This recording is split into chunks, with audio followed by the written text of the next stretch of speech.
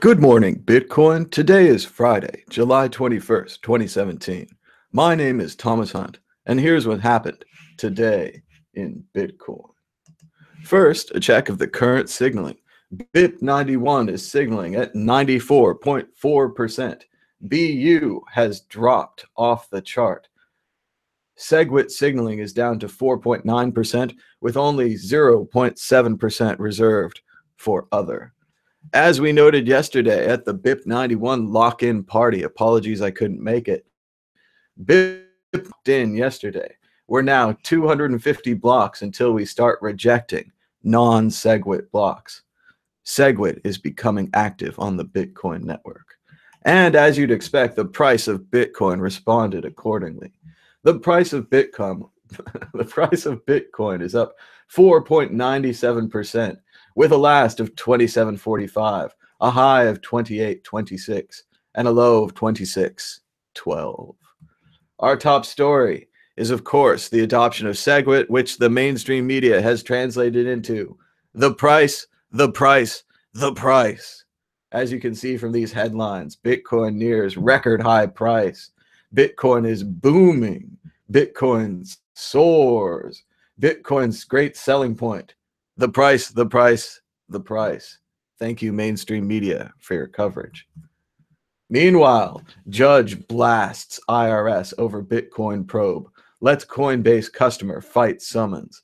A very interesting wrinkle to the IRS and Coinbase case, which, as we noted last week, the IRS finally reduced their demands, first reducing and not asking for everyone's password and security questions. Secondly, the IRS reduced their demands to anyone over $10,000. I might have been over $20,000. So letting all the little fish go. But still, one of the fish in the summons, a John Doe, demanded to be able to fight Coinbase directly and was not allowed. The judge has reversed this decision and will allow John Doe, who requests to make himself public, fight the Coinbase summons directly as an individual citizen. This is a good thing for the case. Also in legal news, Garza pleads guilty. Gaw Miners CEO cops to $9 million fraud. And few of you probably remember Garza and Paycoin, but Paycoin launched with a huge splash, claimed that they had a $20 floor that the coin would never fall below.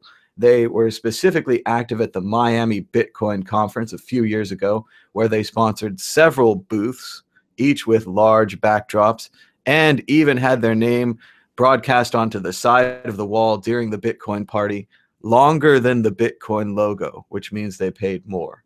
And again, it doesn't matter how long you think you're going to get away with one of these scams. If you're scamming people, the FBI, other people like that will come for you.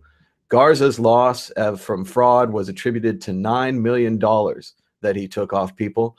Garza is expected to be sentenced on October 12th. He will face up to 20 years in prison. And that's about all we've got time for today. Just like to thank everyone for watching. We've had some great support on the Patreon. I'd like to thank you guys for that. And we've had an incredible amount of viewers here on the show. If everyone could give us a thumbs up and a share, that'll help more people find the show. Apologies, Tone and Jimmy couldn't make it today. But they do send their best. Tone is on an airplane flying to California, so maybe we'll have Tone here in person before too long. But thanks again for watching and subscribing. And as always, we've got a little Bitcoin QR code if you'd like to donate some Bitcoin. Maybe with the price up, you have your wallet's too fat. You need to solve that problem by donating to some daily news. But we thank you for your support.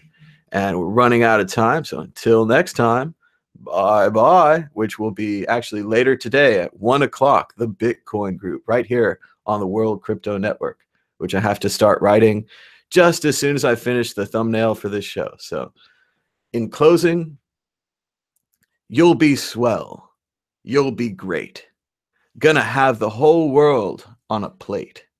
Starting here. Starting now. Honey,